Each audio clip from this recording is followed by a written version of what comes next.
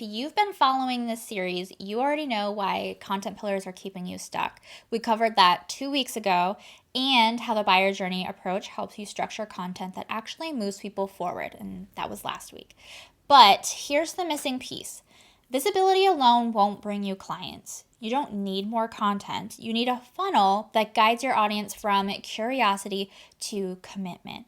In this episode, we're covering why a content funnel matters for business growth, the 4-step framework that moves people from interested to invested. We're going into more detail on that. How different offers like low ticket versus high ticket impact your strategy. By the end of the episode, you'll know exactly what's been missing from your content and how to turn it into a client-generating system. So let's dive in. A lot of people think content equals marketing, but the truth is that content is just the first step. Your audience isn't going to magically decide to buy from you just because they see your post, especially if you have a high-ticket offer. They need to be guided through a journey that builds trust, removes doubts, and makes the buying decision feel like a no-brainer. This is where a content funnel comes in. Instead of just showing up online, a content funnel moves your audience through a clear path, from first discovering you to confidently investing in your offers and your services. And that's exactly what we're going to break down right now. So I want you to think of this kind of like a roadmap. If someone just found you today, how are they supposed to go from, oh, this is interesting, to I need to work with them? So here's how it works. Step 1, visibility. You should know this by now. We're getting their attention, making sure the right people are finding you with thought leadership content, myth-busting content, industry insights, SEO-driven posts. So examples, again, would be what most industry experts get wrong about this topic. If you're struggling with this specific pain point, here's what actually works. You want to use searchable keywords in your captions, your bio, your profile, and make sure that everything is optimized. Pinned posts, if you have some profile that clearly communicates who you help and what you do. That way, when people come and discover you from your visibility content, they go to visit your profile to see what you're about, to see if you're worth following, and it speaks to them specifically, everything is optimized, then they're going to hit that follow button. They're part of your audience now, and they're ready to move forward in that buyer decision journey. Brings us to step 2, engagement. Building trust and connection with them. The goal is to get them to stick around and interact with you. This content is usually behind the scenes, storytelling, relatable content, educational posts.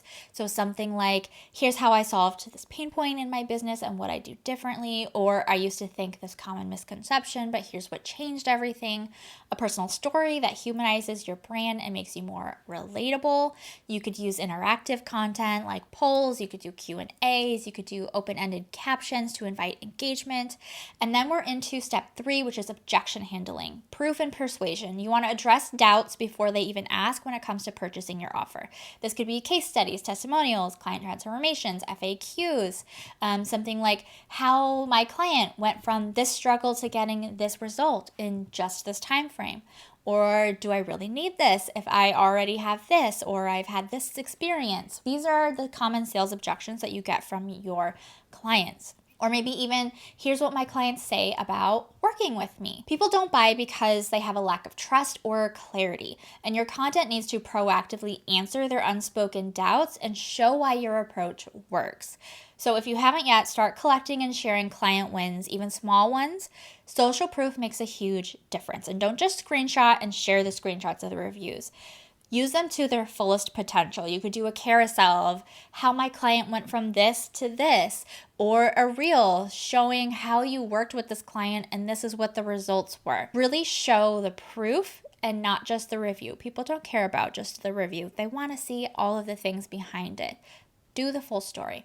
Then you're ready for a conversion, which makes the buying decision easy. You want to make it as seamless as possible for people to take action. Again, you want clear call to actions, offer breakdowns, why now content. If you have deadlines, you want to make sure you use that as an incentive. You could post stuff like, if you've been on the fence, this is your sign to take action.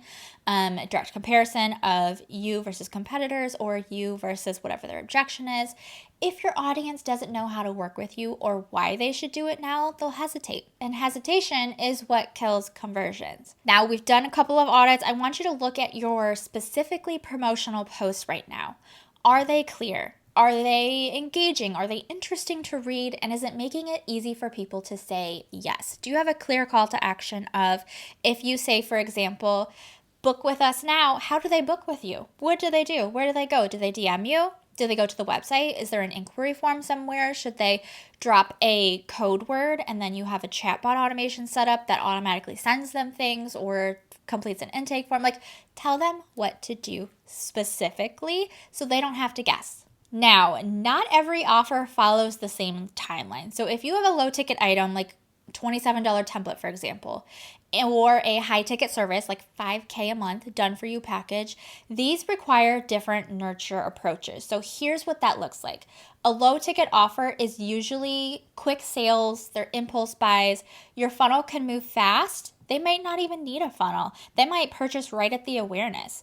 They might buy with just seeing that one post or just one email. Focus on the pain points and the instant solutions these templates are going to provide. So, this will save you 10 hours a week, for example. High ticket offers require relationship-based and trust building, especially if you're providing a service.